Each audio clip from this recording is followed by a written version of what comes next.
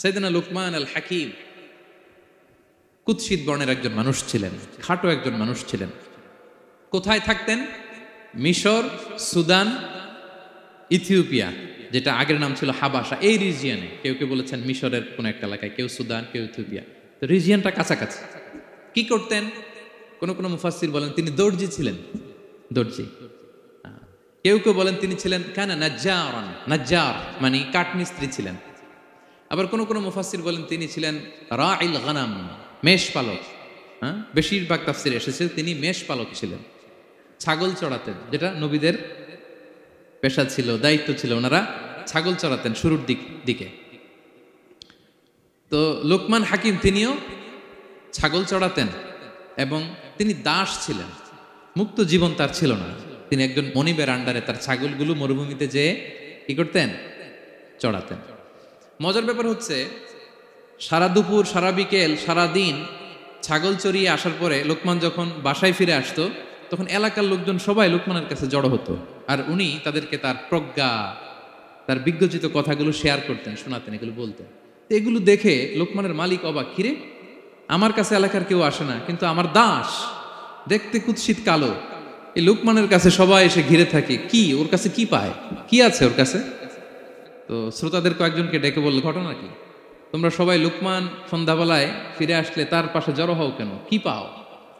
তো তারা বললো, আপনার দাস লোকমান, এটা সে সাধারণ কোনো মানুষ নয়, সে অসাধারণ মানুষ। সে এমন কথা বলে, এগুলো শুনলে জীবন পাল্টে যায়। সুবহানাল্লাহ বিহামদিহি। মালিক বলে, ঘটনা কি?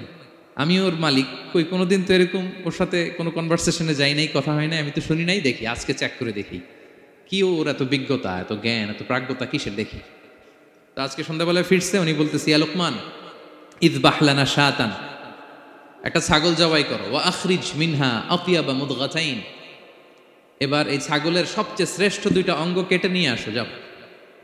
ফা আখরাজাল লিসানা ওয়াল কলব, লোকমান যে ছাগল জবাই করে ছাগলের জিহ্বাটা আর কলব, হার্ট, এই দুইটা কেটে নিয়ে আসছে, বলছে এই দুইটা শ্রেষ্ঠ। বলছে আচ্ছা ঠিক আছে। মালিক আবার বললো, ওয়াযবাহ লানা শাতান উখরা ইয়া লোকমান, যাও আরেকটা জবাই করো, ওয়া আখরিজ মিনহা আখবাসা মুদগাতাইন, এবার সবচেয়ে নিকৃষ্ট দুইটা অঙ্গ ছাগলের কেটে নিয়ে আসো, যাও দেখি তো। ফা আখরাজাল লিসানা ওয়াল কলব, সে আরেকটা ছাগল জবাই করে আবার জিহ্বা আর হার্ট, কলব কেটে নিয়ে আসছে, বলছে এই যে এটা সবচেয়ে নিকৃষ্ট। তো মালিক বলে, মা হাযা ইয়া লোকমান, মা লাকা ইয়া লোকমান, ঘটনা কি লোকমান? শ্রেষ্ঠ দুইটা অঙ্গ কাটতে বললাম, জিহ্বার কলিজা হৃদয় কেটে নিয়ে আসলা, বললাম সবচেয়ে নিকৃষ্ট দুইটা অঙ্গ কাটো, আবার জিহ্বার এটা কেটে নিয়ে আসলা। তো লোকমান বলতেছে, জিহ্বা আর হৃদয় যদি শ্রেষ্ঠ হয়, কলব যদি শ্রেষ্ঠ হয়, এর চেয়ে শ্রেষ্ঠ অঙ্গ আর হতে পারে না। আর জিহ্বা আর কলব যদি খারাপ হয়, মানুষের মুখ আর হৃদয় যদি খারাপ হয়, এর চেয়ে নিকৃষ্ট অঙ্গ আর হতে পারে না। সে তো অবাক, তাই তো? সে চিন্তা করে দেখে, তাই তো, এই মুখ দিয়ে মানুষ ভালো কথা বলে, সত্যের পায়গাম পৌঁছায়, মানুষের কল্যাণের জন্য ডাকে, জিকির করে, তাসবিহ পড়ে, কোরআন তেলাওয়াত করে, তখন তো এই জিহ্বা শ্রেষ্ঠ। আবার এই জিহ্বা দিয়ে যখন সে সমালোচনা করে, গীবত করে, শেখায়াত করে, অন্যকে গালি দেয়, কটু কথা বলে, তখন তো এই জিহ্বাটাই নিকৃষ্ট, ঠিক কিনা? আবার এই হৃদয় দিয়ে, এখানে সিনায় যখন আল্লাহর জিকির বসায়, এই হৃদয় দিয়ে মানুষের কল্যাণের কথা চিন্তা করে, সত্যের কথা চিন্তা করে, তখন তো এটা সবচেয়ে ভালো। আবার এই হৃদয়ে যদি অন্যের ব্যাপারে হিংসা পুষে রাখে, এই হৃদয়ে যদি সে নিজের ব্যাপারে হাই স্টিম, অহংকার পুষে রাখে, তাইলে হৃদয়ের চেয়ে খারাপ অঙ্গার হতে পারে? মালিক অবাক হয়ে গেল, বলছে তাই তো লোকমান, আসলেই তুমি অনেক প্রাজ্ঞ, অনেক বিজ্ঞ, যাও, তোমাকে আমি আর এই বন্দিত্বের মধ্যে আটকে রাখতে চাই না, তোমাকে আমি এই ভালো কথাগুলো গণমানুষের কাছে পৌঁছে দেওয়ার জন্য আজ থেকে তোমাকে লোকমান আমি আজাদ করে দিলাম। মুক্ত জীবন পেয়ে মুক্ত বিহঙ্গের মতো তিনি উড়ে বেড়াতে লাগলেন, আর মানুষের কাছে তার এই প্রাজ্ঞ বিজ্ঞচিত কথাগুলো তিনি ছড়াতে লাগলেন। তো তিনি তার সন্তানকে ডেকে বলেছিলেন, কিছু উপদেশ দিয়েছিলেন ডেকে, যে বাবা এটা করো, এটা করো, এটা করো, এটা করো না। এই তার সন্তানকে এই উপদেশগুলো তিনি যে দিলেন, আল্লাহ তাআলার কাছে এত ভালো লেগেছে, এতই চমৎকার এবং পারফেক্ট মনে হয়েছে, আল্লাহ তাআলা কিয়ামত পর্যন্ত গোটা বিশ্বের সব বাবারা, মায়েরা যেন তাদের সন্তানদেরকে এই উপদেশ দিতে পারে, হুবহু লিটারালি ওই কথাগুলো আল্লাহ তাআলা কোরআনের মধ্যে তুলে দিয়েছেন। আজকের সূরা লোকমানের দ্বিতীয় রুকুতে মূলত এই তাফসীরটাই আপনাদেরকে শোনাবো। তো কোন প্লট, কোন স্লট আজকে আলোচনা হবে, সবার কাছে ক্লিয়ার? হ্যাঁ, আগ্রহ জাগছে, জানার ব্যাপারে আগ্রহ জাগছে? আচ্ছা আসুন। আমরা মহাবিশ্বের মহাগ্রন্থ আল কুরআন আল কারীম থেকে সরাসরি আলোচনা শুরু করি। আমরা আউযু বিল্লাহ দিয়ে শুরু করি, সবাই পড়ুন। আউযু বিল্লাহি মিনাশ শাইতানির রাজীম। বিসমিল্লাহির রহমানির রহিম। ولقد آتينا لقمان الحكمة أن اشكر لله ومن يشكر فإنما يشكر لنفسه ومن كفر فإن الله غني حميد। সুবহান আল্লাহ পড়েন। আল্লাহ তাআলা বলছেন ওয়ালাকাদ আতাইনা লুকমানাল হিকমা, আমি লোকমানকে হিকমত দিয়েছি, প্রজ্ঞা দিয়েছি, আর বলেছি আনিশকুর লিল্লাহ, লোকমান আল্লাহ শুকরিয়া করো। ওমাই ইয়াশকুর ফাইন্নামা ইয়াশকুরু লিনাফসি, যে আল্লাহ শুকরিয়া করে সে তার নিজের জন্যই করে, এটা নিজের জন্যই ভালো। ওমান কাফারা ফাইন্নাল্লাহা গানিয়ুন হামিদ, আর যে শুকরিয়া করে না, নাশুকরি করে, অকৃতজ্ঞ হয়, তাহলে জেনে রেখো আল্লাহ তাআলা তিনি গানি, অমুখাপেক্ষী, তিনি হামিদ, সদা প্রশংসিত। সুবহানাল্লাহ পড়েন। তাহলে আল্লাহ তাআলা বললেন আমি লোকমানকে প্রজ্ঞা দিয়েছি, হিকমত দিয়েছি। হিকমত, হিকমত শব্দের সাথে আপনারা পরিচিত আছেন না? আমি লোকমানকে হিকমত দিয়েছি, এটা অনেক দামি জিনিস, সবার থাকে না। হিকমত জিনিসটা কি? না, জ্ঞান হচ্ছে নলেজ, আর হিকমা হচ্ছে বাংলায় বলে প্রজ্ঞা, হ্যাঁ, ইংরেজিতে বলে উইজডম। দেখি কেউ বলতে পারি কিনা, একজন আমাকে শোনান দেখি হিকমতটা কি, দেখি কেউ কিছু বলতে পারেন কিনা। হিকমত মানে ক্ষমতা, একজন বলছে। আচ্ছা, আর অলৌকিক সামথিং, আর শক্তি, আর হ্যাঁ এদিক থেকে যোগ্যতা, আর জ্ঞান। ঠিক আছে, আমার ভাইরা চেষ্টা করছে, আলহামদুলিল্লাহ। আচ্ছা, হিকমত আর ইলমের মধ্যে পার্থক্য আছে। হিকমা is something more than knowledge. আজকে শিখে যান। ইলম মানে যেটা জ্ঞান বা নলেজ, নলেজের সাথে যখন কমন সেন্স যুক্ত হয় তখন এটা হিকমা হয়ে যায়। সুবহানাল্লাহ কইতে বললেন না?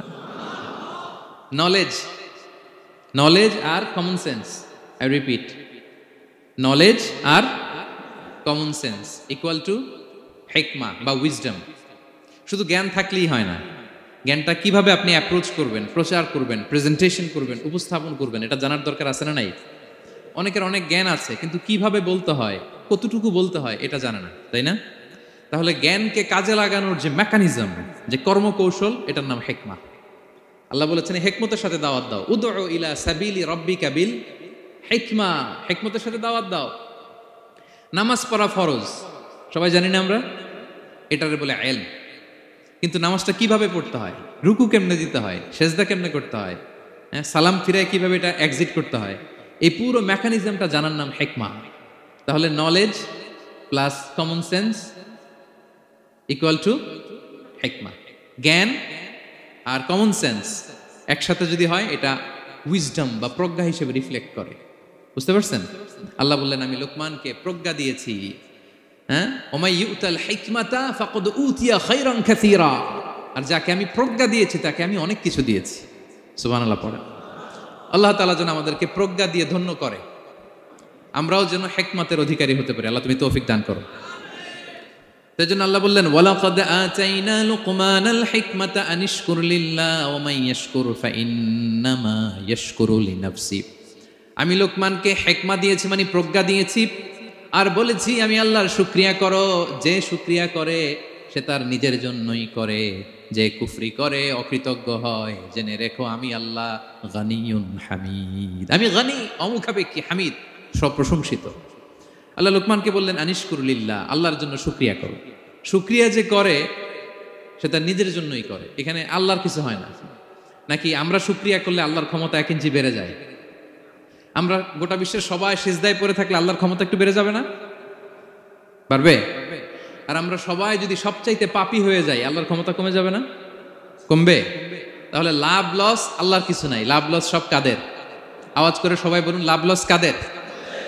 শুকরিয়া করলে আমাদের লাভ। লা ইন শাকারতুম লা আযীদান্নাকুম ওয়া লা ইন কাফারতুম ইন্না আযাবি লাশাদীদ। আল্লাহ বলেন যদি তোমরা শুকরিয়া করো নেয়ামত বাড়িয়ে দেব, আর যদি কুফরি করো জেনে রেখো আমার আযাব, আমার পানিশমেন্ট, আমার শাস্তি বড় করা। আমি আল্লাহ সব সময় ধরি না, ধরলে ছাড়ি না। ঠিক কি না? ধরে ধরে ধরে না, ধরলে আল্লাহ ছাড়ে না। শুকরিয়া করলে তিনি বাড়াতে থাকে, দিতেই থাকে। শুকরিয়া করবেন তো পাবেন, নিয়ামতে শুকরিয়া করবেন তো পাবেন, করবেন তো পাবেন। তো শুকরিয়া করলে আমাদের লাভ, আমাদের লাভ। হাদিসে কুদসিতে আল্লাহ বলেছেন, এই বানি আদম সবাই মিলে, হ্যাঁ, আলা আতকা কলবি রাজুলিন ওয়াহিদ, তোমরা যদি সবাই সবচেয়ে মুত্তাকি হয়ে যাও, ইবাদতে লুটিয়ে পড়ো সবাই, আমার কিচ্ছু পারবে না। আর তোমরা সবাই যদি আফজারি কলবি রাজুল ওয়াহিদ, সবচেয়ে নিকৃষ্ট আত্মার মানুষ হও, পাপাচারে ডুবে যাও, আমি আল্লাহর ক্ষমতার 1 ইঞ্চিও কমবে না। তাহলে শুকরিয়া করলে কাদের লাভ? সেটাই আল্লাহ বললেন, শুকরিয়া করলে তোমাদের লাভ। ওমান কাফারা ফা ইন্নাল্লাহা গানিয়্যুন হামিদ, তিনি অমুখাপেক্ষী, অমুখাপেক্ষী, তিনি কারো কাছে ঠেকা না, কিন্তু আমরা তার কাছে ঠেকা। ঠিক কিনা? আমরা বিপদে পড়লে কার কাছে চাই? আল্লাহ কারো কাছে চায়? আমাদের ফরিয়াদ আমরা কার কাছে জানাই? আল্লাহর কি কারো কাছে ফরিয়াদ জানানো লাগে? তিনি গানিয়্যুন হামিদ, অমুখাপেক্ষী, কারো প্রতি তিনি মুখাপেক্ষী নয়। গোটা বিশ্ব তার কাছে প্রার্থনা করে, গোটা বিশ্ব মুখ থুবড়ে তার কাছে পড়ে থাকে, গোটা বিশ্ব লুটিয়ে পড়ে সিজদায় পড়ে তার কাছে রোনাজরি করে, কিন্তু তিনি কারো কাছে কিছু চেতে হয় না। তিনি গানিয়্যুন হামিদ। এরপর আল্লাহ তাআলা সেদিন লুকমান আলাইহিস সালাম সন্তানকে কি উপদেশ দিলেন, এরপরের আয়াত থেকে শুরু করলেন। আল্লাহ তাআলা বললেন, ওয়া ইয ক্বালা লুকমানু লিবনিহি ওয়া হুয়া ইয়াইদুহু ইয়া বুনাইয়া লা তুশরিক বিল্লাহ ইন্নাশ শিরকা লাযুলমুন আযীম। আল্লাহ বললেন, স্মরণ করুন সে সময়ের কথা যখন লোকমান তার সন্তানকে বলেছিল, কি অবস্থায়? ওয়া হুয়া ইয়াইদুহু, ওয়াজ করতেছিল, ছেলেকে নাসিহাত করতেছিল, কাউন্সেলিং করতেছিল। ফ্যামিলিতে এটা খুব জরুরি, নাসিহা করা, একে অপরকে উপদেশ দেয়া। কারণ আদ-দীনু আন-নাসিহা, দিন মানেই কল্যাণ কামনা করা, দিন মানেই অন্যকে কি দেয়া? উপদেশ দেয়া, নাসিহা দেয়া। এটা যেন আমরা দেই। এজন্য ফ্যামিলি কাউন্সেলিংটা জরুরি। নিজেই হুট করে সব সিদ্ধান্ত নেবেন না। আপনার স্ত্রীর সাথে পরামর্শ করুন, আপনার সন্তানদের সাথে পরামর্শ করুন। দেখেন সাইয়েদনা ইব্রাহিম আলাইহিস সালাম, তিনি স্বপ্নে দেখলেন তিনি ইসমাইলকে জবাই করতেছে। এটা দেখেই ডিরেক্টলি জবাই করতে উদ্যত হলেন না, তিনি ছেলেকে বললেন, ফানজুর মাযা তারা ইন্নী রাআইতু ফিল মানামি আন্নী আযবাহুক। ইসমাইল, আমি স্বপ্নে দেখেছি যে আমি তোমাকে কি করছি? জবাই করছি। ফানজুর মাযা তারা, what's your opinion about it, what do you think about it. এবার বলো তোমার অপিনিয়ন কি, তুমি কি ভাবছো? আমি দেখেছি তোমাকে জবাই করছি, তোমার অপিনিয়ন বলো। দেখেন, যেমন বাবা তেমন ছেলে, বাপ কা বেটা সিপাহী কা ঘোড়া কুছ না হতো থোড়া থোড়া, সুবহানাল্লাহ বিহামদি। যেমন বাবা তেমন ছেলে। ছেলে বলে, ইয়া আবাতি ফাআল মা তুমার, বাবা আপনি যা দেখেছেন তাই করেন। সাতাজিদুনি ইনশাআল্লাহু মিনাস সাবিরিন, আপনি অচিরে আমাকে ধৈর্যশীলদের অন্তর্ভুক্ত পাবেন। আল্লাহু আকবার। বাবা আপনি ভয় পাবেন না, বিচলিত হবেন না, আমার কারণে আপনি আল্লাহর কাছে লজ্জিত হবেন না। আপনি যেমনটি দেখেছেন তেমনটি করুন, ভয় পাবেন না, অচিরেই আপনি আমাকে ধৈর্যশীলদের অন্তর্ভুক্ত পাবেন। যেমন বাবা তেমন ছেলে, ঠিক তেমন রেসপন্স, ঠিক তেমন উত্তর। সাথে সাথে বললেন, বাবা আপনি ভয় পাবেন না, করুন। তো দেখেন, আল্লাহর নবী ইব্রাহিম আলাইহিস সালাম স্বপ্নে যেটা দেখেছেন আল্লাহর পক্ষ থেকে এসেছে, চাইলেই তো ছুরি চালাতে পারতেন, চালিয়েছেন? কি করছেন? পরামর্শ করেছেন, কাউন্সেলিং করেছেন। ফ্যামিলি কাউন্সেলিংটা খুবই জরুরি। This is the first and foremost reminder tonight. আজকের তাফসির থেকে প্রথম রিমাইন্ডার এটা, যে বাসায় আমরা কাউন্সেলিং করব, বড় কোনো সিদ্ধান্ত নিতে গেলে পরামর্শ করব, যেমনটি নবী আলাইহিস সালাম ওনারা করেছেন। ঠিক কিনা? তাহলে সাইয়েদনা লোকমান আলাইহিস সালাম ছেলেকে উপদেশ দিচ্ছেন, আর উপদেশের ভাষা হতে হবে কোমল। দেখেন এখানে আল্লাহ তাআলা যেটা ব্যবহার করেছেন, ইয়া বুনাইয়া, যারা আরবি জানেন, বুনাইয়া শব্দটা কিন্তু সাধারণ শব্দ না। হ্যাঁ, ইবনুন থেকে বুনাই মানে খুব আদর করে ছোট্ট বাচ্চাকে আমরা যেটা ডাকি, ও আমার কলিজার টুকরা সন্তান, ও আমার সোনামণি, হ্যাঁ, ও আমার ছোট্টমণি, ও আমার বাজান, হ্যাঁ, ও আমার আব্বু। আর কি বলেন ছেলেমেয়েদেরকে আপনি? সায়া। কি এটার মানে কি?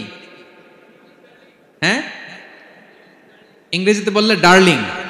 আর ঠিক আছে, ডার্লিং কিন্তু সবাইরে বলা যায়, মানে যাকে আপনি লাভ করেন, ভালোবাসেন, আপনার ছেলেকে ডার্লিং বলতে পারেন, মেয়েকে বলতে পারেন, আপনার ওয়াইফকে বলতে পারেন, অন্য আবার অন্যান্য নারীদেরকে বলা যাবে না, স্ত্রী পর্যন্ত। হ্যাঁ, কাছের যারা এদেরকে। তো মালয়েশিয়ান ভাষা তো আমি জানি না, মালয়েশিয়াতে যেটা বলে ওইটা দিয়ে ডাকবেন, খুব সোহাগ দিয়ে, আদর দিয়ে।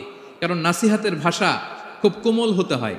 যে নাসিহাত হৃদয় নিংড়ানো মমতা দিয়ে বেরোয়, ওই নাসিহাত অন্যের হৃদয়ে যে টাচ করে। কথা বুঝতে পেরেছেন? যেটা হৃদয় নিংড়ানো ভালোবাসা থেকে বেরোয় নাসিহাত, সেটা আপনার ছেলের হৃদয়ে যে টাচ করবে, ক্লিক করবে। আর যদি রেগে মেগে আগুন হয়ে ওরে ধরেন, নামাজ পড়লি না কেন, এটা করলি কেন, এমনটা হইলো কেন, ও শুনবে? শুনবে না, বিগড়ে যাবে। দেখেন সাইয়েদনা মূসা আলাইহিস সালাম এবং সাইয়েদনা হারুন আলাইহিস সালাম দুজন মিলে যখন ফেরাউনকে দাওয়াত দিতে যাবেন, আল্লাহ বললেন, মূসা তোমার মেজাজ কিন্তু গরম, এই গরম মেজাজ নিয়ে ফেরাউনের দাওয়াত দিলে হবে? রব্বুল আলামিন বললেন, মূসা তোমার মেজাজ বড্ড গরম, কিন্তু তোমার জিহ্বাটা দিয়েছি আমি নরম। এই নরম জিহ্বা দিয়ে ফেরাউনের দরবারে যে যখন দাঁড়াবা, ফাকুলা লাহু কাওলান লাইয়িনান লাআল্লাহু ইয়াতাযাক্কারু আও ইয়াখশা। সুবহানাল্লাহ পড়েন। ফাকুলা লাহু কাওলান লাইয়িনা, সফট ল্যাঙ্গুয়েজ ইউজ করবা, কোমল ভাষায় দাওয়াত দিবা, নরম ভাষায় সফট করে, কোমল করে, ভদ্র করে ফেরাউনের কাছে প্রেজেন্টেশন দিবা। হতে পারে তোমার এই সুন্দর প্রেজেন্টেশনের কারণে ফেরাউন দাওয়াত কবুল করে নিতে পারে। দেখেন আমাদের যে অ্যাপ্রোচে ভুল অনেক দায়ীদের। ফেরাউনের মতো কুখ্যাত সন্ত্রাসী এই পৃথিবী আর দেখবে? কথা বলেন না কেন? ফেরাউনের চাইতে বড় গডফাদার, ফেরাউনের চাইতে বড় সন্ত্রাস ডাকাত এই পৃথিবীতে আর দ্বিতীয়টা কেউ এসেছে? তো এই ফেরাউনকে দাওয়াত দেওয়ার জন্য আল্লাহ মুসাকে বললেন, মুসা সফটলি বইল, কোমল ভাষায় বইল, একটু মোলায়েম সুরে বইল, যাতে ওর হৃদয়ে টাচ করে। আর আমরা যাদেরকে খারাপ মনে করি, যাদেরকে আমরা পাপী মনে করি, তারা কি ফেরাউনের চেয়েও খারাপ? হ্যাঁ, তো তাদের কাছে আমরা যখন বার্তা পৌঁছাই, আমরা তো অ্যাগ্রেসিভ হই কেন, আমরা তো অ্যাটাকিং হই কেন, আমরা হিট করে করে কথা বলি কেন? না, দিস ইজ নট দ্য দাওয়া অ্যাপ্রোচ। এইভাবে দাওয়াত দিলে সেই দাওয়াত কোনো ফল বয়ে আনবে না। তো দেখেন আল্লাহ বললেন, ওয়াইদ ক্বালা লুকমানু লিবনিহি ওয়া হুয়া ইয়াইদুহু, স্মরণ করুন সে সময়ের কথা যখন লোকমান তার ছেলেকে বলেছিল, ওয়াজ করে, উপদেশ দিয়ে, নাসিহা করে, ইয়া বুনাইয়া, ও আমার কলিজার টুকরা সন্তান, ও আমার সোনামণি। যত কোমল ভাষায় আপনার ছেলেকে ডাকতে পারেন, এরকম আদর দিয়ে, সোহাগ দিয়ে, হ্যাঁ, মায়া মমতা মাখা মোলায়েম কণ্ঠে ওকে ডাকবেন। ডেকে কি উপদেশ দিলেন দেখেন। সাইয়েদনা লোকমান প্রথম উপদেশ দিলেন, ইয়া বুনাইয়া, আমার সন্তান, লা তুশরিক বিল্লাহ, ও আমার কলিজার টুকরা বাবা, আল্লাহর সাথে তুমি শিরক করো না। প্রথম উপদেশ, খবরদার আমার কলিজার টুকরা সন্তান, আল্লাহর সাথে শরীক করতে যেও না, আল্লাহর সমকক্ষ কাউকে মনে করো না। আল্লাহকে যেমনি বড় মনে করো, আল্লাহকে যেমনি রিজিক দাতা মনে করো, আল্লাহকে যেমনি পালন কর্তা মনে করো, গোটা বিশ্বের কোন সৃষ্টিকে এমন মনে করো না। লা তুশরিক বিল্লাহ, শিরক করো না। প্রথম অ্যাডভাইস দেখেন, প্রথম অ্যাডভাইসটা অনেক গুরুত্বপূর্ণ। সবচেয়ে জরুরিটা আগে বলতে হয়। কি বলেন? আগে বলতেছে লা তুশরিক বিল্লাহ, ও আমার সন্তান, আল্লাহর সাথে শরীক করো না, কারণ ইন্না শিরকা লা যুলমুন আযীম, আল্লাহর সাথে শিরক বড় পাপ, এটা হচ্ছে যুলমুন আযীম, অনেক বড় জুলুম, এটা মহাপাপ, এটা অনেক বড় জুলুম। শিরকের চাইতে বড় জুলুম আর হতে পারে? শিরকের চাইতে বড় জুলুম আর হতে পারে? কারণ এই জুলুম আপনি সৃষ্টি হয়ে করতেছেন কার প্রতি? বুঝে থাকলে উত্তর দেন। এই জুলুম আপনি সৃষ্টি হয়ে কার প্রতি করতেছেন? আল্লাহর প্রতি। জুলুম কারে বলে দেখি, কে বলতে পারে? অত্যাচার আর মানুষের হক নষ্ট করা, মাশাআল্লাহ অনেক চমৎকার, এটা জুলুম। তার মানে অধিকার নষ্ট করা। কি বলেন? অধিকার হরণ করা, এটা হচ্ছে জুলুম। ইনসাফ বিরোধী কাজ করা, এটা জুলুম। এই যে আল্লাহ তাআলা আমাদের সৃষ্টি করলেন, অস্তিত্বহীনতা থেকে তিনি আমাদের অস্তিত্ব দিলেন, আমাদেরকে রিজিক দিলেন, নেয়ামত দিয়ে আমাদেরকে ধন্য করলেন।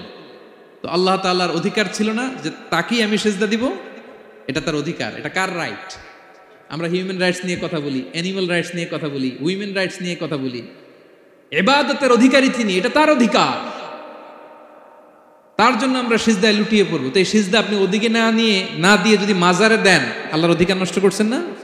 কথা বলেন, এটা ইনসাফ হইছে?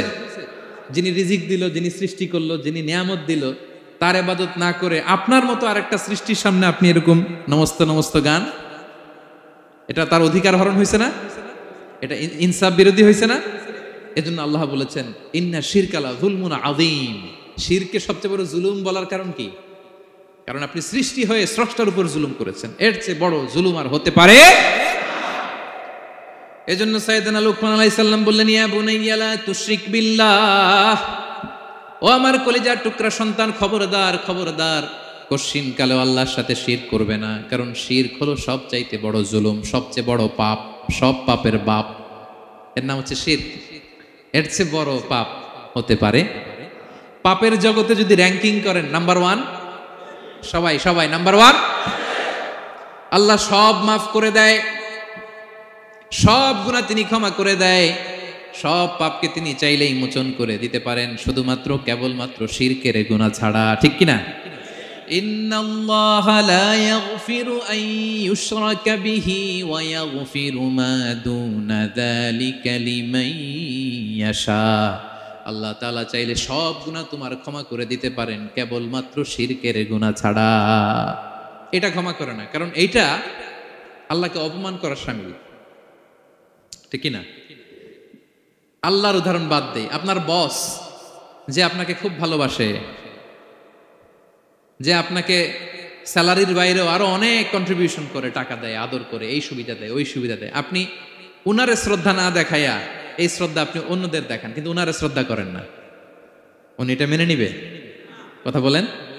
যে আল্লাহ আপনার জীবন দিলেন, রিজিক দিলেন, সব দিলেন, গোটা জগৎটাই তো তা, সব দেওয়ার পরেও সিজদা যে আপনি কোথায় দেন? হ্যাঁ, মাজারে, দরগায়, বাবার কাছে। এরকম আছে না নাই? হ্যাঁ, আমাদের এখানে কেউ নাই। হ্যাঁ, দেশে গেলে এরকম মাজারে যে মানত টানত করেন নাকি? হ্যাঁ, মানত করেন? মাজারে সেজদা দেওয়া যাবে? চাইতে হবে একটা সত্তার কাছে। চিল্লায় বলুন তো তিনি কে? এজন্য বিশ্বনবী বললেন, ইযা সাআলতা ফাসআলিল্লাহ, চাইলে আল্লাহর কাছে চাও। ওয়া ইযা ইসতাআনতা ফাসতাইন বিল্লাহ, সাহায্য যদি চেতে হয় একজনের কাছে চাইবা। চিল্লায় বলেন তিনি কে? নাকি বাবার কাছে? হ্যাঁ, দয়াল বাবা রে দয়া করো আমারে। আপনার বাবার যখন ডায়রিয়া হয় উনি চায় কার কাছে? আপনার বাবা যখন বিপদে পড়ে কাঁদে কার কাছে? এই জন্য আমরা চাবো কার কাছে?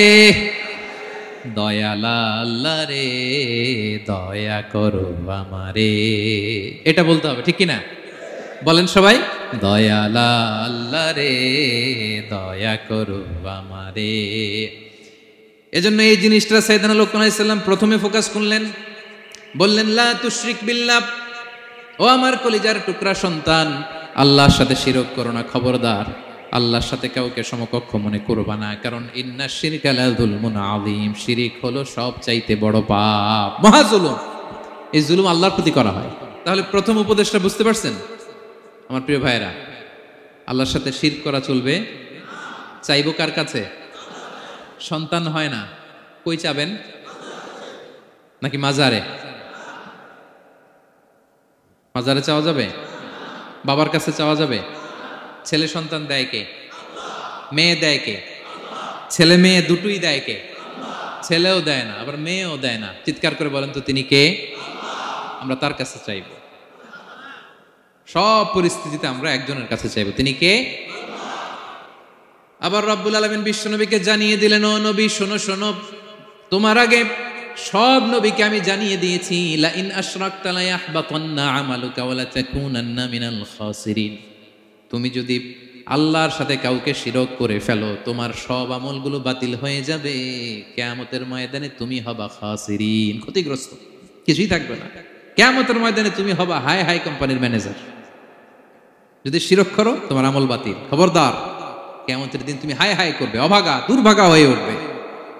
এজন্য শিরককেও আমরা না বলে দিব। শিরকের সাথে আমাদের কোনো সম্পর্ক আছে? জোরে বলেন। গুরুত্বপূর্ণ পয়েন্ট। এজন্য ছেলেকে আগে বললো, বাবা খবরদার শিরক করো না।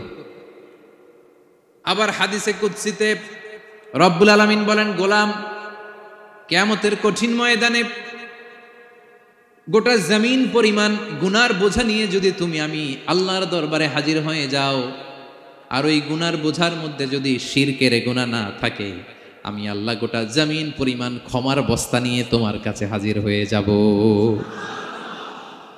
কথাটার ওজন দেখছেন? জমিন পরিমাণ গুনাহ নিয়ে আসছো আমার কাছে কিয়ামতের দিন। ওই গুনার মধ্যে অনেক ধরনের গুনাহ, নামাজ পড়ো নাই, রোজা রাখো নাই, এই করছো সেই করছো, কিন্তু এই গুনার বিশাল পৃথিবী পরিমাণ গুনার বোঝার মধ্যে শিরকের গুনাহ নাই। তাহলে আমি আল্লাহ এই দুনিয়া পরিমাণ ক্ষমার বোঝা নিয়ে তোমার কাছে চলে আসবো। শিরক করা যাবে? তাহলে প্রথম উপদেশ দিলেন, হে আমার কলিজার টুকরা সন্তান, শিরক করো না, শিরক করো না। আমার ভাইয়েরা, আমার কলিজার টুকরা ক্লাঙের ভাইয়েরা, সন্তানদেরকে এই শিরকের ব্যাপারে, শিরকের ভয়াবহতার ব্যাপারে আপনাকে জানাতে হবে। It's your duty. আপনি শুধু বাবা হইলেই চলবে না, আপনার ছেলে মেয়ে কোন পথে চলবে এটা আপনাকে ঠিক করে দিতে হবে। ওরা এখন ছোট, ছোট থেকে যদি এই তাকওয়ার সফটওয়্যারকে ইনস্টল করে দেন, ওই সফটওয়্যার দিয়ে তার জীবন চলবে, ঠিক কিনা? হ্যাঁ, ওরা যখন ছোট থাকে কাদা মাটির মতো থাকে, কাদার মাটিকে যেমন ডিজাইন করতে মনে চায় করা যায় না? একই কাদা মাটি দিয়ে বল বানানো যায়, ঘর বানানো যায়, পুতুল বানানো যায়, ওই এটা বানানো যায়, অনেক কিছু বানানো যায়। কিন্তু এটা যখন শুকিয়ে শক্ত হয়ে যায় আর কিছু করা যায়? হ্যাঁ, আমাদের আঞ্চলিক ভাষায় বলে কাঁচা না নোয়ালে বাস, পাকলে করে।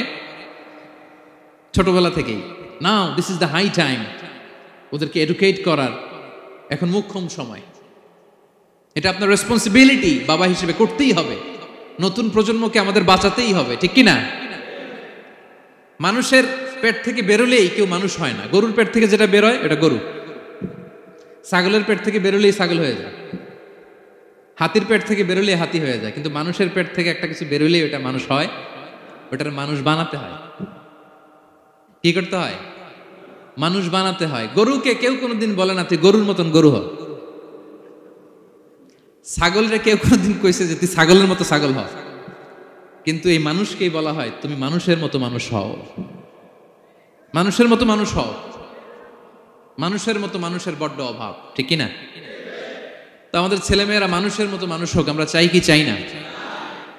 এই উপদেশগুলো আমাদের দিতে হবে, ওদেরকে জানাতে হবে। ছোট্ট মানুষ অনেক কিছুই বুঝে না, ওদেরকে কোনটা সত্যবাদিতা, কোনটা ন্যায়পরায়ণতা, কোনটা আমানতদারিতা, কোনটা চুরি ধরে ধরে বোঝাতে হয়। আমাদের ছোট্ট সোনামণিরা দেখবেন ছোটবেলায় ওই ছোট অবস্থায় যারা থাকে, ছোট স্কুলে যায়, স্কুলে যে আরেকজনের পেন্সিল ব্যাগে করে নিয়ে আসে দেখবেন। মানে ওরে দিয়েছেন আপনি ব্লু কালারের, ওর এটা ভালো লাগে নাই, ওর ভালো লাগছে পিঙ্ক কালারের একটা, তো আরেকজনের পিঙ্ক কালারের পেন্সিল ব্যাগে করে নিয়ে আসছে, রাবার নিয়ে আসছে। ও খারাপ মনে আনে নাই, কারণ ও জানে না, ও ভাবছে যেটা সুন্দর লাগে ওইটাই মনে হয় আমার। কিন্তু অন্যের জিনিস যে না বলে নিয়ে আসলে এটাকে চুরি বলে, ওইটা জানেই না। তো এগুলো ওদেরকে জানানোর, শিখানোর দরকার আছে না নাই? দায়িত্বটা কার? বাবা মায়ের। আমার প্রিয় ভাইয়েরা, সন্তানদেরকে যেন আমরা গাইড করি, ইনস্ট্রাক্ট করি, আমরা যেন ওদেরকে শিখাই কোনটা সত্য কোনটা মিথ্যা। এখন তো এই যে সোশ্যাল মিডিয়ার যুগ, এটা ছাড়া খেতেই চায় না, তাই না? ঘুমাতেই চায় না। সে কি দেখে এটা আপনার জানতে হবে। সে কোথায় যায়, সে কার সাথে মেশে, সে কোন সাইটগুলো ব্রাউজ করে, এটা বাবা হিসেবে জানার দরকার আছে না নাই? প্যারেন্টিং কন্ট্রোলের একটা ব্যবস্থাপনা আছে, আপনি কন্ট্রোল করে দিতে পারবেন। আপনি সাইন করে দিবেন ইউটিউবে আপনার জিমেল দিয়ে, ও কি দেখে আপনি সব চেক করতে পারবেন হিস্ট্রিতে।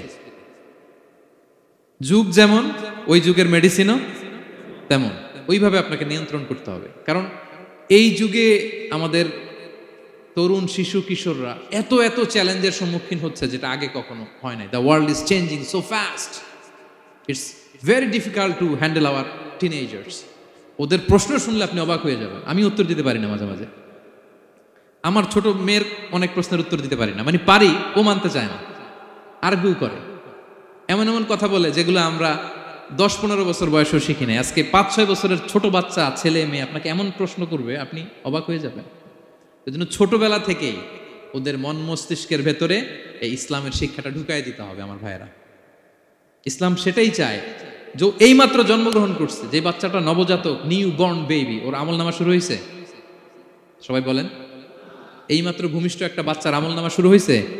তারপরে ইসলাম বলে ওর কানের সামনে আল্লাহু আকবার, আল্লাহু আকবার বলে আল্লাহর নামটা ঢুকিয়ে দাও। এখনো আমল নামা শুরু হয় নাই, এখনো ভালো খারাপের কিছুই হয় নাই, তারপরও আল্লাহ বলে দুনিয়াতে আসার সাথে সাথে আজান দিয়ে ইসলামের কথাটা কানের ভেতরে ঢুকায়া দাও। আমাদের দায়িত্ব হচ্ছে ওদেরকে এডুকেট করা। 1 নাম্বার উপদেশ তিনি দিলেন, লা তুশরিক বিল্লাহ, শিরক করুন। শিরক মহাপাপ। এই পয়েন্টটা বুঝতে পারছেন সবাই? উনি বেসিক্যালি ওনার সন্তানকে 9টা উপদেশ দিয়েছিলেন। কয়টা? সবাই বলুন। 9টা।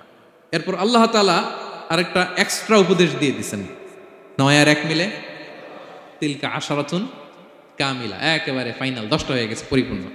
তো শিরকের ব্যাপারে সতর্ক করার সাথে সাথে আল্লাহ তাআলা নিজ থেকে একটা উপদেশ দিলেন। আল্লাহ তাআলা কি বললেন?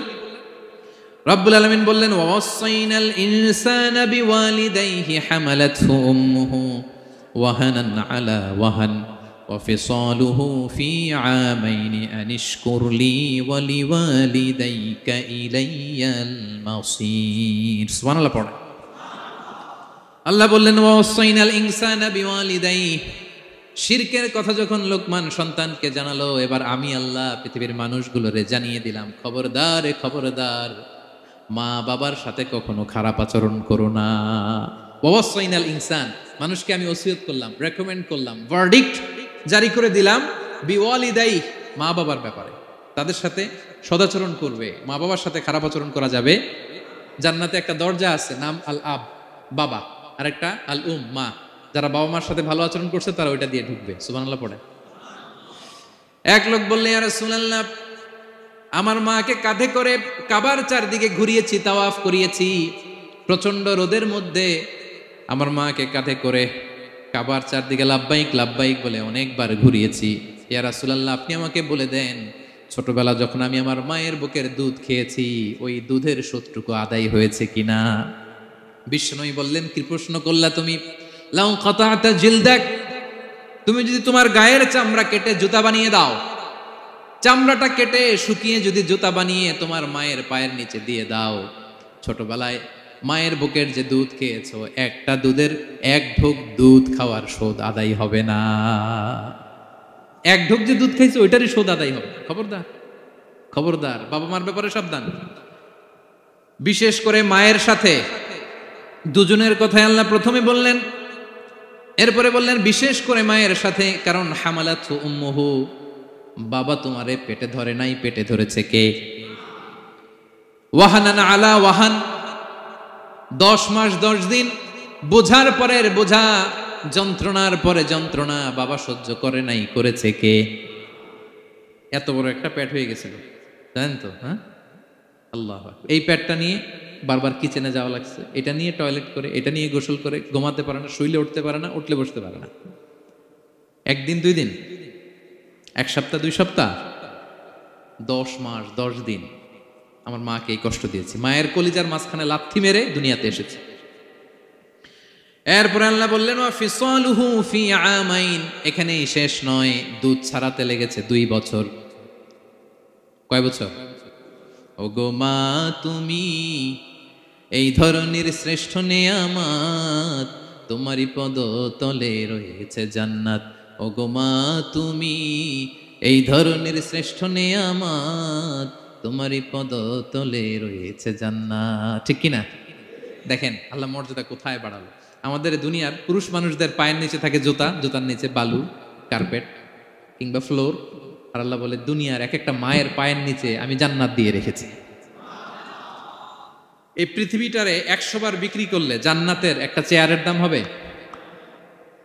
বুঝে শুনে উত্তর দিবেন। এই পৃথিবীটাকে, পৃথিবীর যে সম্পদ, এটা এস্টিমেশন করে, হ্যাঁ, 1000 বার বিক্রি করলে যে দামটা হবে, ওই দাম দিয়ে জান্নাতের একটা চেয়ারের দাম হবে? এই পৃথিবীরে 10,000 কোটি বার বিক্রি করলে যেই অ্যাসেট হবে, যে অ্যামাউন্ট হবে, ভ্যালিউ হবে, ওই দাম দিয়ে জান্নাতের একটা টেবিলের দাম হবে? আর যেই জান্নাত, পুরো জান্নাতটা মায়ের পায়ের নিচে পড়ে আছে, ওই পা দুইটার দাম কত? সুবহানাল্লাহ পড়বেন না? মা বাবার দোয়া অনেক বড় দোয়া। কখনো যেন আমরা বেয়াদবি না করি, কখনো যেন তাদের মনে কষ্ট না দেই, সবসময় যেন তাদের কাছ থেকে দোয়া নেই। পারা যাবে? এটা আল্লাহ তাআলা ঢুকিয়ে দিলেন। তাহলে সাইয়েদনা লোকমান প্রথমে বলল, বাবা শিরক করো না। এরপরে রব্বুল আলামিন বললেন, শিরকের পরে তোমাদের সবচাইতে বড় দায়িত্ব, যে বাবা মা তোমাদের জন্য এত কষ্ট করেছে, তাদের সাথে খারাপ আচরণ করো না। 2টা হয়ে গেল। কয়টা? আওয়াজ করে বলেন, কয়টা? 3 নম্বরে সাইয়েদনা লোকমান আলাইহিস সালাম ছেলেকে বললেন, ইয়া বুনাইয়া ইন্নাহা ইন তাকু মিসকাল হাববাতিন মিন খারদালিন ফাতাকুম ফি সখরাতিন আও ফিস সামাওয়াতি আও ফিল আরদি ইয়াতি বিহাল্লাহ ইন্নাল্লাহা লাতীফুন খাবীর। 3 নম্বরে সাইয়েদনা লোকমান বললেন, বাবা, সরিষার দানা পরিমাণ কোনো ভালো কাজ যদি তুমি করো কিংবা খারাপ কাজ যদি তুমি করো, সেটা যদি মাউন্ট এভারেস্টের উপরে উঠে করো কোনো খারাপ কাজ, আও ফিস সামাওয়াতি মহাশূন্যে যেয়ে যদি করো, আও ফিল আরদে জমিনের অতল গহ্বরে কোনো সুড়ঙ্গ বানিয়ে সেখানেও যে যদি কোনো পাপ করো, ইয়াতি বিহাল্লাহ, সেটাও আল্লাহ নিয়ে আসবে। কোনো পাপ বা কোনো ভালো কাজ আকাশে উঠে, পাহাড়ে উঠে কিংবা সুড়ঙ্গ করে জমিনের ভিতরে ঢুকেও যদি করো, কিয়ামতের দিন আমলনামায় সেটা দেখতে পাবে। সুবহানাল্লাহ পড়বেন না? কারণ ইন্নাল্লাহা লাতীফুন খাবীর, তিনি হলেন লাতীফ, সূক্ষ্মদর্শী। যত ছোট কাজই করো না কেন তার চোখে ফাঁকি দেওয়া যায়। তার মানে 3 নাম্বার উপদেশে সাইয়েদনা লোকমান তার ছেলেকে আল্লাহর শক্তি, আল্লাহর ক্ষমতার ব্যাপারে একটা ধারণা দিচ্ছেন। নিজের ছেলেকে তার রবকে চিনাইতে হবে। আমাদের রবকে আমাদের চিনার দরকার আছে না নাই? ছেলেকে বোঝাবেন, বাবা, ওই যে তুমি মসজিদে আমার সাথে যে সেজদা দাও, কারে দাও জানো? তিনি কত বড়, তিনি কত বিশাল ক্ষমতার অধিকারী। তুমি সামান্য কোনো ভালো কাজ কিংবা খারাপ কাজ এটা যদি মহাশূন্যে উঠেও করো, পাহাড়ের চূড়ায় গিয়েও যদি করো, জমিনকে ফেড়ে সুড়ঙ্গের ভেতরে ঢুকেও যদি করো, তার চোখকে কশিনকালেও ফাঁকি দেয়া যাবে। তার মানে 3 নম্বরে আল্লাহর ধারণার ব্যাপারে, শক্তির ব্যাপারে, ক্ষমতার ব্যাপারে, আল্লাহ তাআলার অথরিটির ব্যাপারে, ক্যাপাসিটির ব্যাপারে একটা স্বচ্ছ ধারণা দিয়ে দিল। তুমি জানো নাকি কোন রবের ইবাদত তুমি করো? গোটা দুনিয়ার সবার চোখকে ফাঁকি দেয়া গেল, আল্লাহর চোখকে কশিনকালেও ফাঁকি দেয়া যায় না। ঠিক কি না? এই পৃথিবীতে সবার চোখকে ফাঁকি দেয়া যায় কি যায় না? পুলিশের চোখ, সিকিউরিটির চোখ, বিমানবন্দরে কাস্টমস অফিসারের যে অফিসার থাকে তাদের চোখ, বিভিন্ন জায়গায় বড় বড় যে সিসি ক্যামেরা থাকে, এগুলো ফাঁকি দেয়া যায়। ফাঁকি দেয়া যায় না একজনের চোখ। আওয়াজ করে বলুন তো, তিনি কে? ফাঁকি দেওয়া যায়?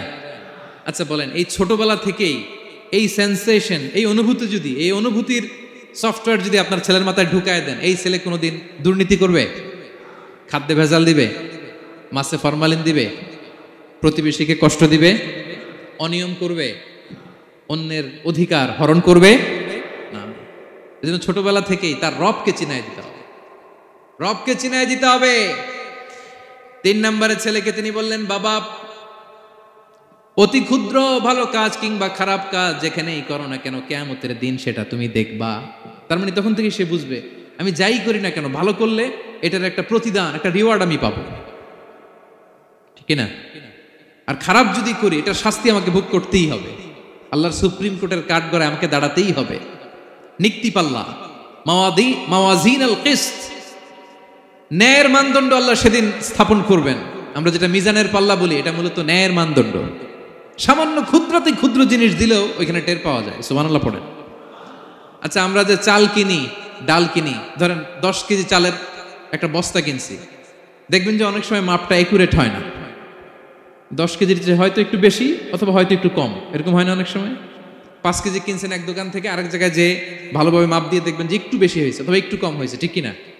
আল্লাহ যে মিজানের পাল্লা সেদিন বসাবেন, ওইখানেও তো এরকম হবে।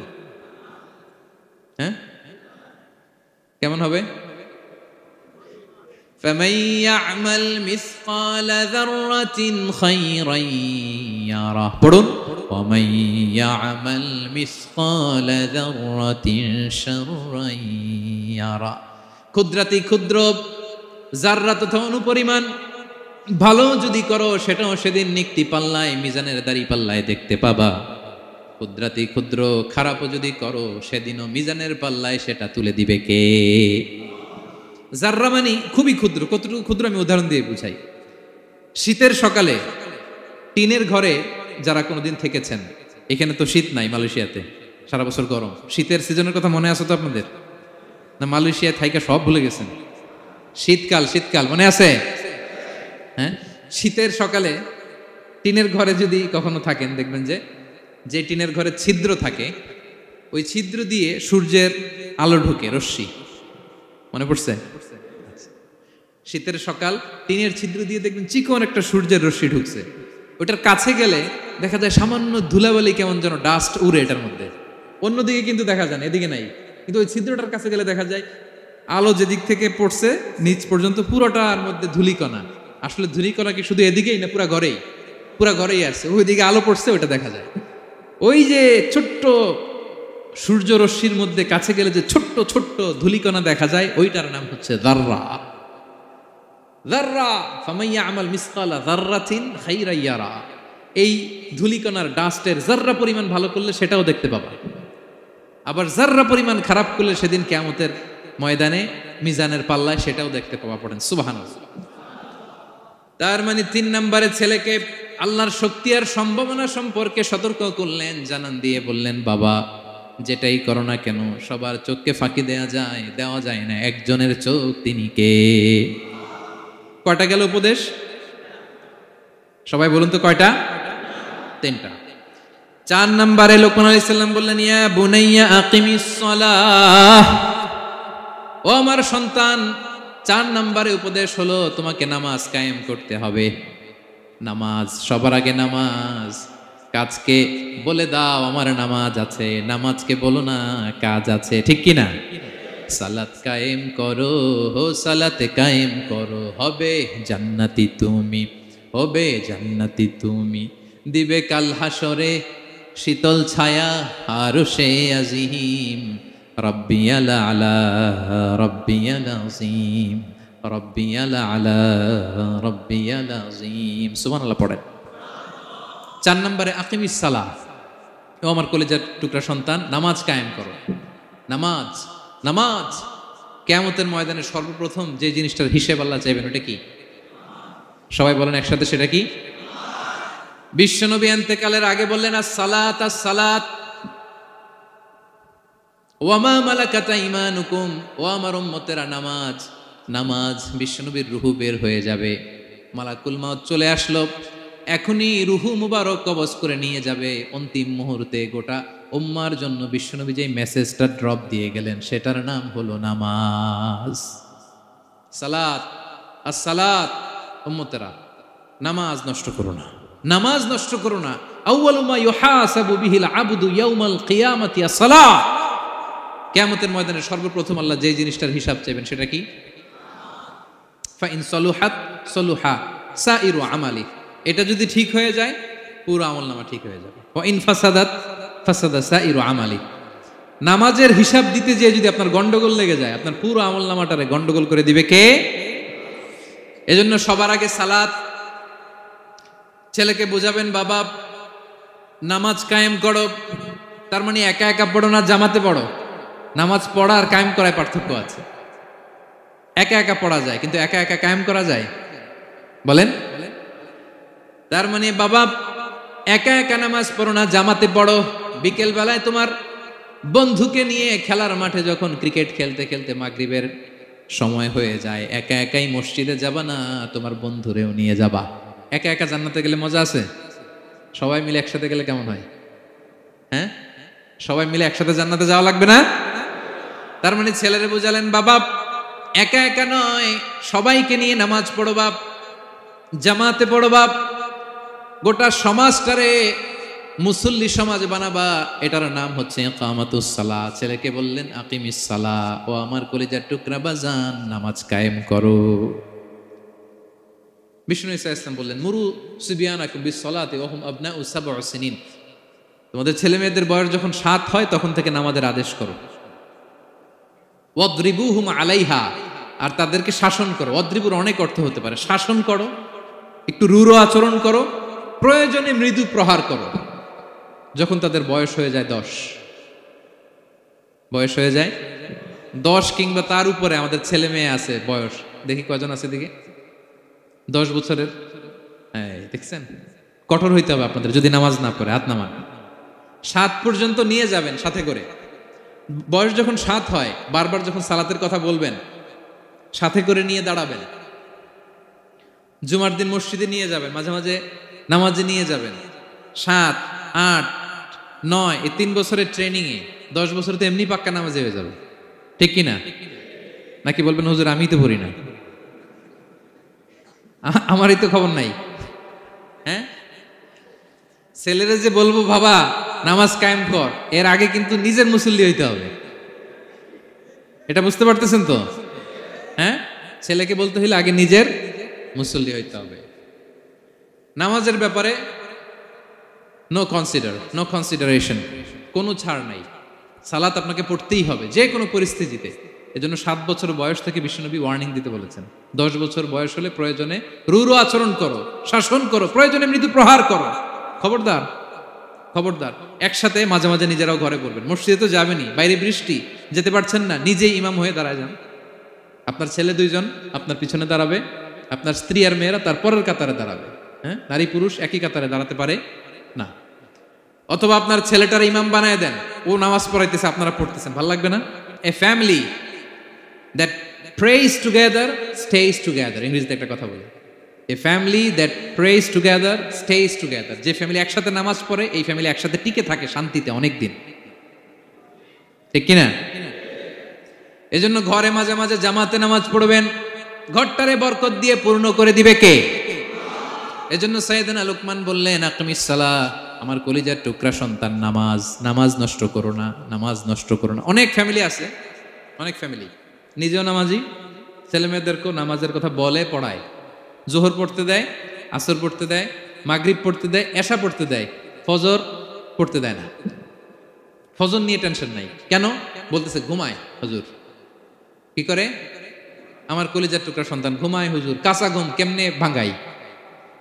আচ্ছা, ফজরের সময় যদি আপনাদের কন্ডোমিনিয়ামে আগুন লাগে কি করবেন? ফজরের সময় লাগছে আগুন, আর একটু ঘুমাক, কাঁচা ঘুম।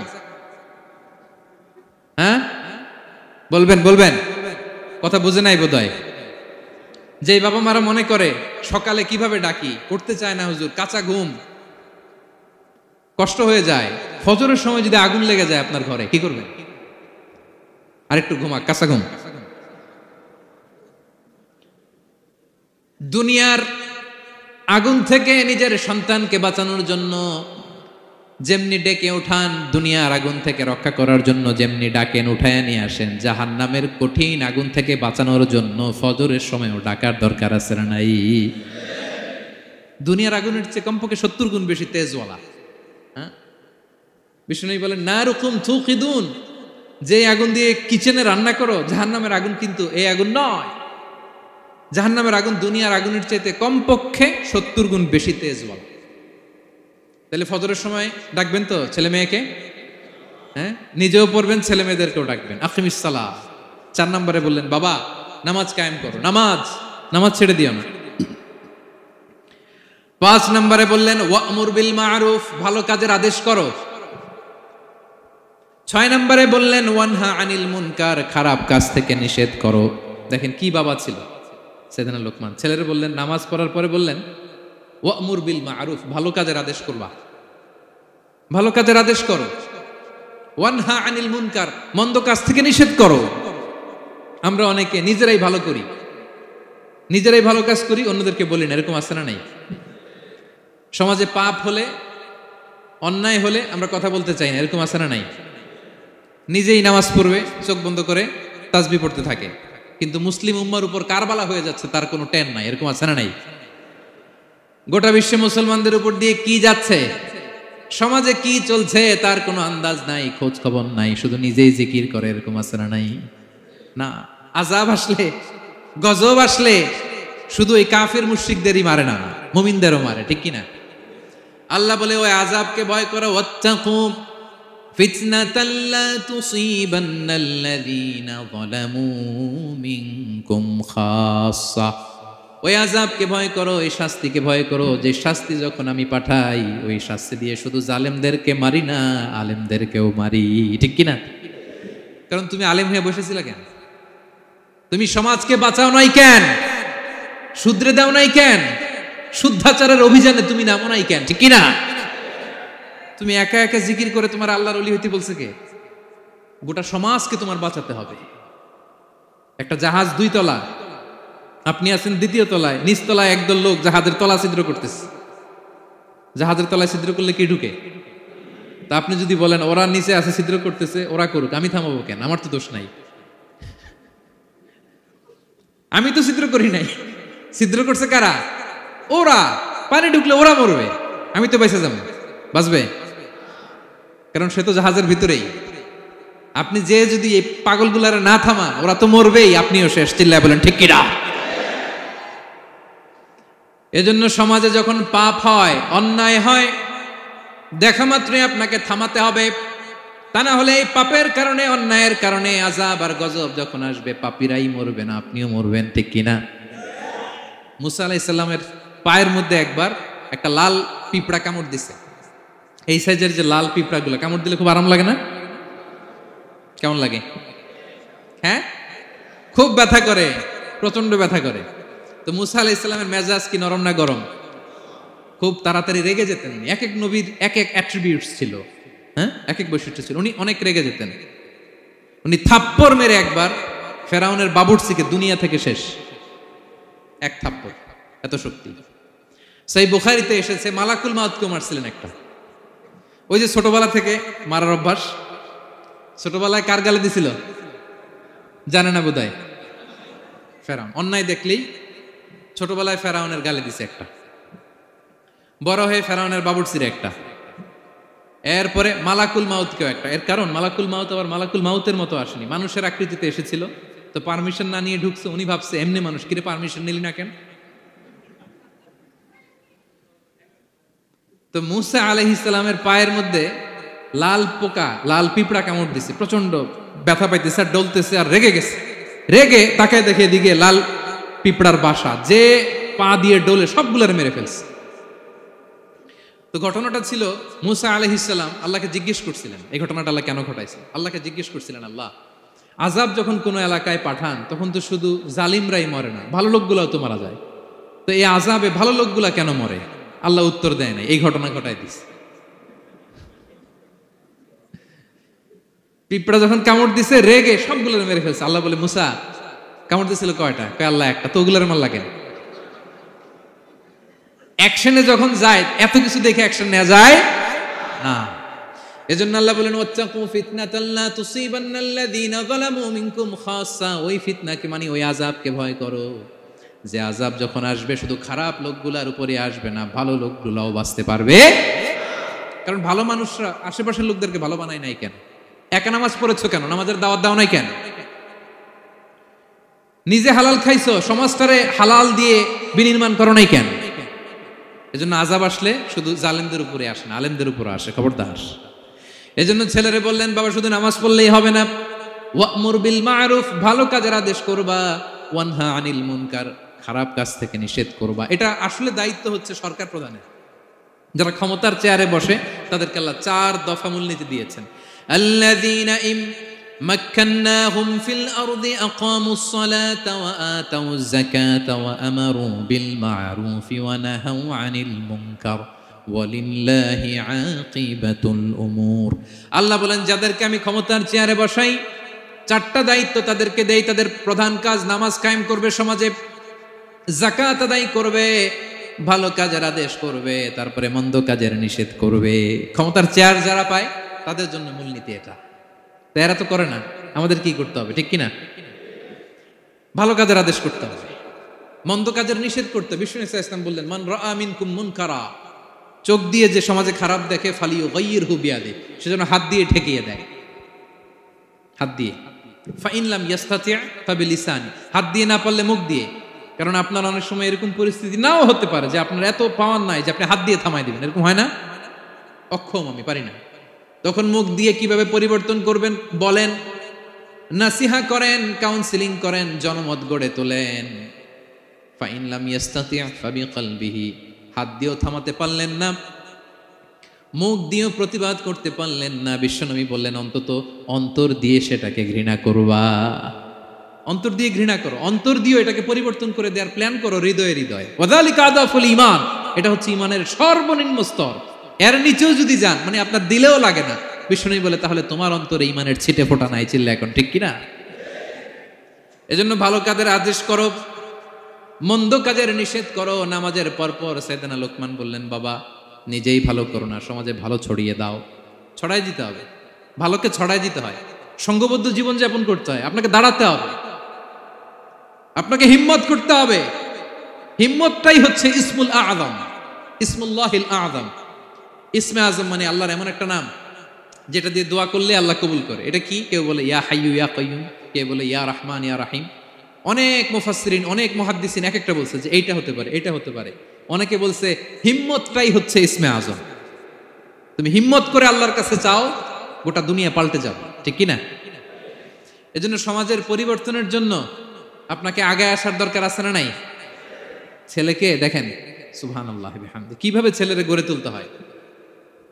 প্যারেন্টিং লেসন ফ্রম সূরা লোকমান। কিভাবে আপনি প্যারেন্টিং লেসন বের করে আনবেন? বাবা হিসেবে কিভাবে আপনি ছেলেকে গড়ে তুলবেন? নামাজের পরপর সাইয়েদনা লোকমান বললেন, ভালো কাজের আদেশ করবা, মন্দ কাজের নিষেধ করবা। এরপরে বললেন ওয়াসবির আলা মা আসাবাক ইন্না যালিকা মিন আজমিল উমুর। লোকমান বললেন ওয়াসবির আলা মা আসাবাক, বিপদে ধৈর্য ধরো। কারণ লোকমান আলাইহিস সালাম ভালো করেই জানেন যে নামাজ কায়েমের আন্দোলন করে, যে সত্যের পথে আহ্বান করে, যে অন্যায় কাজে বাধা দেয়, সমাজ তারে ওয়েলকাম করে না। তার জীবনে দুঃখ আছে, তার জীবনে দুঃখ আছে, তার উপরে হামলা হতে পারে, মামলা হতে পারে, তাকে দেশ ছাড়া করা লাগতে পারে।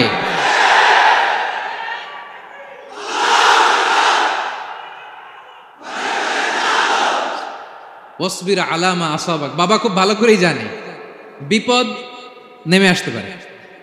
যে নামাজ কায়েমের আন্দোলন করে, যে সৎ কাজের আদেশ করে, অসৎ কাজে বাধা দেয়, তাকে থামানোর জন্য, হ্যাঁ, তার অগ্রযাত্রাকে রুখে দেওয়ার জন্য, তার রাস্তাকে ব্লক করার জন্য যুগে যুগে সমাজে সমাজে আছে না নাই? আছে। ঘাবড়ে গেলে চলবে না। এই পথ, এটা ফুলসজ্জার কোনো পথ নয়, এটা কণ্টকাকীর্ণ। এখানে প্রতি পদে পদে কাটা। এটা জেনেই আমরা এই পথে এসেছি, ঠিক কিনা? এজন্য আমাদেরকে রুখে দেয়া যাবে না। আমরা সত্যের কথা বলেই যাব, আমরা অন্যায় দেখলে প্রতিবাদ করেই যাব। প্রতিবাদ করবেন, দাঁড়াবেন। আপনি দাঁড়ালেই দেখবেন পরিস্থিতি অন্যরকম হয়ে গেছে। দাঁড়ান না, যে আপনি অন্যায় করতেছে, আপনি দাঁড়ান না কেন? অপরাধ করতেছে, আপনি থামান না কেন? আপনার বোনের বয়সী একটা মেয়েকে টিস করতেছে কিছু ছেলেরা, আপনি দাঁড়ান না কেন? ওদের 10 জনের চেয়ে আপনার শক্তি অনেক বড়। সত্যের যে শক্তি আছে, মিথ্যা তার সামনে মুখ থুবড়ে পড়ে। আপনি দাঁড়ান, আপনি জিজ্ঞেস করেন এরকম করতেছো কেন, টিস করতেছো কেন? আপনি ওখানে জনমত গড়বেন। আপনি দাঁড়ালে আরো 10 জন দাঁড়াবে, ঠিক কিনা? দাঁড়াতে আপনাকে হবে, সাহস করে দাঁড়াতে হবে। সালাত কায়েমের আন্দোলন যারা করে, সৎ কাজের আদেশ যারা দেয়, মন্দ কাজ থেকে নিষেধ যারা করে, তাদের জীবনে পরীক্ষা আছে না নাই? এজন্য সাইয়েদনা লোকমান বললেন, বাবা যেই নসিহত তোমাকে দিচ্ছি এটা পালন করলে বিপদ আসবে, কিন্তু ঘাবড়ে যেও না, আতঙ্কিত হয়েও না। ওয়াসবির আলা মা আসাবাক, বিপদে ধৈর্য ধরো, ধৈর্য ধারণ করতে হবে। সবর, সবর নিয়ে কোথায় যেন আলোচনা করেছিলাম যে সবর এটা এমন একটা গাছ যে গাছের চারদিকে থাকে কাটা, কিন্তু ফলটা বড় মিষ্টি। সবর বাংলা জানেন তো কি? ধৈর্য।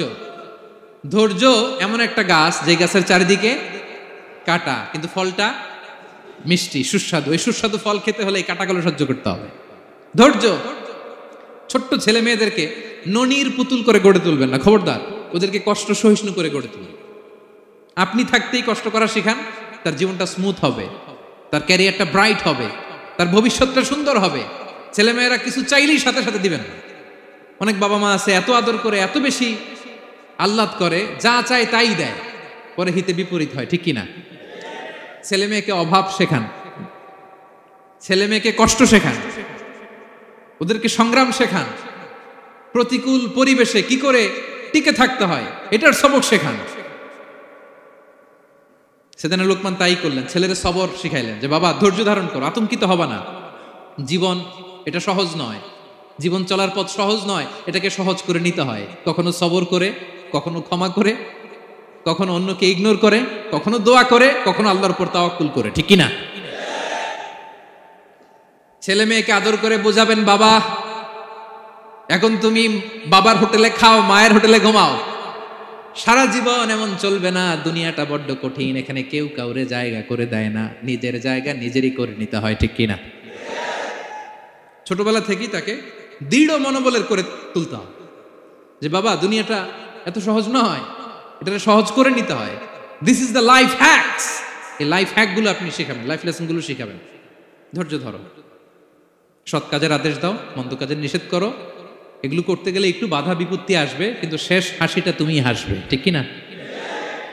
বিজয় তোমারই হবে। কি বলেন? সময়ই কথা বলে, সময়ই কথা বলে। বিপদে ধৈর্য ধরো। বিশ্বনবী আল্লাহ বললেন ওয়াসবির আলা মা ইয়াকুলুনা ওয়াহজুরহুম হাজরান জামিলা। নবী হে, বিপদে ধৈর্য হারা হবেন না। ভালো সময় সামনে আসছে, মক্কায় আপনারে কষ্ট দেয়, গণক বলে, জাদুকর বলে, পাগল বলে, মদিনাতে বিজয় আপনারই হবে, ঠিক কিনা?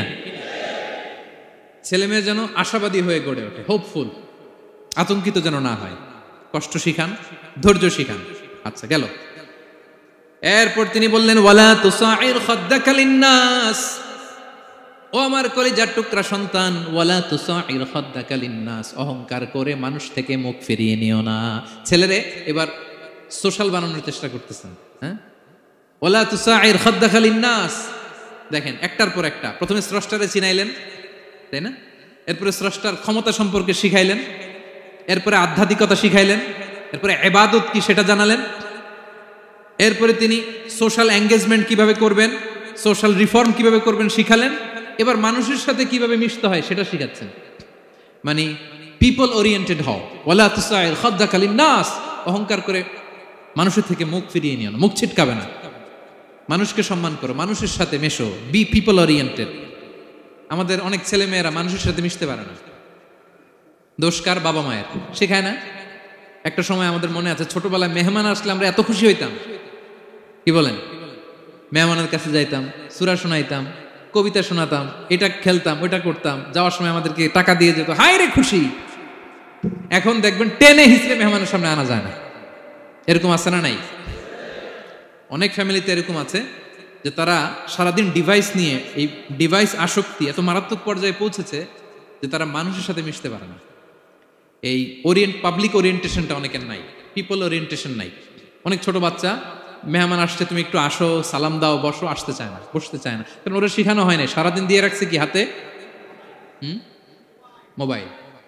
এই জন্য ছোটবেলা থেকে আমরা যেন সামাজিক বানাই, বাচ্চাকে যেন শেখাই, বাবা মুরব্বীকে দেখলে সালাম দিতে হবে, কি করতে হবে, ওরা শিখাবেন। অনেক সময় ছোট বাচ্চারা না বুঝে দারোয়ানের সাথে খারাপ আচরণ করে, ঘরের কাজের বুয়ার সাথে খারাপ আচরণ করে, ড্রাইভারকে বকা দেয়, আছে না নাই? ভদ্রতা, ডিসেন্ট ম্যানার আপনি শিখান নাই তো, শিখবে কোত্থেকে? এই জন্য শুরুতেই বললাম যে গরুর পেট থেকে বেরোলে গরু হয়, কিন্তু মানুষের পেট থেকে বেরোলেই ওটা মানুষ হয় না। ওটারে মানুষ বানাতে হয় দিনের পর দিন, মাসের পর মাস, টিউনিং করে, পলিশিং করে, গাইড করে করে মানুষের মতো মানুষ বানাতে হয়। তাহলে ছেলেনে বললেন ওয়ালা তুসাইর খাদ্দাকা লিন্নাস, তোমার চেহারাকে মানুষ থেকে ফিরিয়ে নিও না, গণমুখী হও, মানুষের সাথে মেশো। ছেলে মেয়েদেরকে এটা বলবেন। শহরে থাকলে মাঝে মাঝে গ্রামে নিয়ে যাবেন, কাদার মধ্যে ছেড়ে দিবেন, হাট বেটা, হ্যাঁ, কাদায় ছেড়ে দিবেন, পুকুরে ছেড়ে দিবেন, দৌড়াদৌড়ি করতে করতে তারপরে তারা শিখবে, দেখবে। মাছ, জ্যান্ত মাছ দেখে নাই আমাদের অনেক ছেলে মেয়ের, আছে না নাই? ওরা ভাবে মাছ বোধহয় ওই ইয়ের মধ্যেই পাওয়া যায়, শপিং মলেই পাওয়া যায়, ফ্রিজের মধ্যে থাকে, এরপরে এটা খাইতে হয়। জ্যান্ত মাছ দেখলে দেখবেন ভয় পেয়ে গেছে, কারণ শেকড়ের সাথে এদের কোনো সম্পর্ক নাই। এরা যেন গণমুখী হয়, শেকড়ের সাথে যেন এদের সম্পর্ক থাকে। হ্যাঁ, এটাই দেখেন, এই উপদেশটা কয় হাজার বছর আগের। মনে হচ্ছে যেন আজকের পরিস্থিতি দেখে দেখে লোকমান ইসলাম ছেলেকে অ্যাডভাইস করতেছেন। সুবহানাল্লাহ বলবেন না? ওয়ালা তুসাইর খাদ্দাকা লিন্নাস, মানুষ থেকে মুখ ফিরিয়ে নিও না। ছেলে মেয়েদের শিখান, মানুষ দেখলে ভয় পেও না, মানুষের কাছে যাও, মানুষের দুঃখ দুর্দশা দূর করার চেষ্টা করো, গণমুখী হও, মানুষকে দেখলে সালাম দাও, মুচকি হাসি দাও, হাত বাড়িয়ে মুসাফা করো, তাহলেই না মানুষের সাথে তুমি মিশবে, শিখবে, জানবে, ঠিক কিনা? এরপরে বললেন ওয়ালা তামশি ফিল আরদি মারাহা, আমার কলিজার টুকরা সন্তান, অহংকার করে রাস্তা দিয়ে হেঁটো না। কারণ ইন্নাল্লাহা লা ইউহিব্বু কুল্লা মুখতালিন ফাখুর, আল্লাহ অহংকারীকে পছন্দ করেন না। এবার বডি ল্যাঙ্গুয়েজ শিখাচ্ছেন ছেলেকে, কিভাবে হাঁটবে। আমাদের অনেক সময় ছেলে মেয়েরা খুবই ভালো, নিষ্পাপ, শুধু ভিতরটা পরিষ্কার হইলে হবে না, আপনার জেস্টারও তো ভালো হইতে হবে। হ্যাঁ, ভিতর ভালো কিন্তু প্রকাশভঙ্গি জানে না, আছে না নাই? এটারে ইংরেজিতে কি বলে? বডি ল্যাঙ্গুয়েজ বলে। বুঝতে পারছেন? এবার ছেলেকে বডি ল্যাঙ্গুয়েজ শিখাচ্ছে বাবা। হাঁটার সময় এইভাবে হাঁটতে হবে। ওয়ালা তামশি ফিল আরদি মারহা, অহংকার করে রাস্তা দিয়ে হেঁটো না। এখানে তামশি বলতে শুধু হাঁটাই না, অহংকার করে ড্রাইভ করো না, অহংকার করে হুন্ডা চালিও না। এরকম আছে না নাই? আমাদের ইয়াং ছেলে মেয়েরা হুন্ডা একটা পাইলে এমন আওয়াজ করে তারা চলবে, অসুস্থদের ক্ষতি হয়, ছোট বাচ্চারা ভয় পেয়ে যায়, মাঝরাতে মানুষ লাফ দিয়ে ওঠে ঘুম থেকে। এরকম আছে না নাই? আমাদের সন্তানরা যেন এরকম না হয়। রাস্তা দিয়ে চলতে বিনয়ের সাথে হাঁটতে হবে, ভদ্রভাবে হাঁটতে হবে, কারণ রহমানের বান্দারা অহংকারী হয় না, তারা বিনয়ী হয়। ঠিক কিনা? وعباد الرحمن الذين يمشون على الأرض هونا وإذا خاطبهم الجاهلون قالوا سلاما। রহমানের বান্দারা রাস্তা দিয়ে যখন হাঁটে দাম্ভিকতার সাথে হাঁটে না, অহংকারের সাথে হাঁটে না, বিনয়ের সাথে রাস্তা দিয়ে তারা চলাফেরা করে। ঠিক কিনা? তো ছেলেকে হাতে ধরে ধরে বডি ল্যাঙ্গুয়েজ শিখাচ্ছে বাবা। অহংকার করে হেঁটো না, মানুষের অহংকার সাজে না, অহংকার সাজে একজনের, তিনি কে? অহংকার কার চাদর? আল্লাহ বলে এই চাদর ধরে যদি কেউ টান দেয় ওরে আমি জাহান্নামে নিক্ষেপ করি, ফালা উবালি, আই ডোন্ট কেয়ার, ওরে আমি জাহান্নামে ফেলবো। অহংকার করার কি আছে আমাদের? কিছুই নাই। ঠিক কিনা? ডায়রিয়া যদি হয়, লুজ মোশন যদি হয়, 5 বার টয়লেটে গেলে এরপরে চেহারার দিকে তাকানো যায়? বিছানায় পড়ে হা হু করতে শুরু করে, তো কিসের অহংকার আপনার? লুজ মোশন 3 দিন যদি হয়, হায় রে, চেহারার দিকে তাকানো যায় না, সুন্দর চেহারা ফ্যাকাশে হয়ে গেছে। তো এই মানুষের অহংকার করা সাজে না। ছেলেকে বিনয়ী হওয়া শেখাতে হবে। বাবা বিনয়ী হও, তোমার বডি ল্যাঙ্গুয়েজটা সুন্দর করো, তোমার কথা বলায়, তোমার চলনে বলনে সবকিছুতে যেন একটা মাধুর্যতা থাকে, একটা কোমলতা থাকে, শেখানোর দরকার আছে না নাই? সব শেষে সাইয়েদনা লোকমান ছেলেকে বললেন, وَقْصِدْ فِي مَشْيِكَ وَاغْضُضْ مِنْ صَوْتِكَ إِنَّ أَنْكَرَ الْأَصْوَاتِ لَصَوْتُ الْحَمِيرِ وَقْصِدْ فِي مَشْيِكَ وَاغْضُضْ مِنْ صَوْتِكَ। তাহলে কিভাবে হাঁটবা? হাঁটার ক্ষেত্রে একটা মিডিয়াম পেস অবলম্বন করো, মিডিয়াম পেস, ভদ্রভাবে, হ্যাঁ, মিডিয়াম মধ্যমপন্থী পন্থায় তুমি হাঁটো। তোমার হাঁটার মধ্যে যেন একটা মুনশিয়ানা ভাব থাকে, তোমার হাঁটা চলাফেরায় যেন একটা ভদ্রতার ছাপ থাকে। এটা তো হাতে ধরে ধরে শিখাইতে হবে, নাহলে শিখবে না তো, বুঝবে না তো সে। ওয়াগদুদ মিন সাউতিক, কণ্ঠটাকে মোলায়েম করো। ইন্না আনকারাল আসওয়াতি লাসাউতুল হামির, কর্কশ গলায় কথা বলো না। আমাদের অনেক ছেলেমেয়েরা অনেক শাউট করে, আছে না নাই? কেউ কি শাউটিং পারসনকে পছন্দ করে? আমরা লাইক করি? Nobody likes a shouting person. আপনি মালয়েশিয়ানদেরকে দেখেন কত কোয়াইট ইনকাম, হাজার হাজার মানুষ একটা প্রোগ্রাম করতেছে, একটা সাউন্ড নাই। আমাদের তো অনেক বলতে হয়, অনেক অ্যানাউন্সমেন্ট, অনেক এই সেই, ওদেরকে কিছু বলতে হয় না। ওদের আমি অনেক বড় বড় প্রোগ্রামে জয়েন করেছি, হাজার হাজার মানুষ, একটা ছোট্ট ইনস্ট্রাকশন, লাইন ধরে সবাই সেটা মেনে নেয়। ছেলেকে শিখাই দিলেন চলতে ফিরতে একটা মাঝারি মোলায়েম ভদ্র একটা পেস অবলম্বন করো, আর কণ্ঠটাকে নিচু করো, কর্কশ ভাষী হয়েও না। কেউ পৃথিবীতে কর্কশ ভাষীকে পছন্দ করেন? যারা চিৎকার করে চেঁচামেচি করে, আল্লাহ তাদের কণ্ঠকে গাধার কণ্ঠের সাথে তুলনা করেছেন এখানে। দ্য ব্রেইং অ্যাস, গাধার আওয়াজের চাইতে পৃথিবীতে নিকৃষ্ট কোন আওয়াজ হতে পারে? আল্লাহ বলে তুমি কি তোমার কণ্ঠকে গাধার আওয়াজের মতো করতে চাও? যদি না চাও, কণ্ঠটাকে মোলায়েম করো, কর্কশ ভাষায় কখনো মানুষকে সম্বোধন করো, কারণ কর্কশ ভাষীকে, এই শাউটিং পারসনকে কেউ কখনো পছন্দ করে না। তো এই উপদেশগুলো আমাদের ছেলেমেয়েদেরকে দেওয়ার দরকার আছে না নাই? আল্লাহু আকবার। প্রজ্ঞায় সুসজ্জিত এই উপদেশ মালাগুলো সে 3000 বছর আগে যেমনি প্রাসঙ্গিক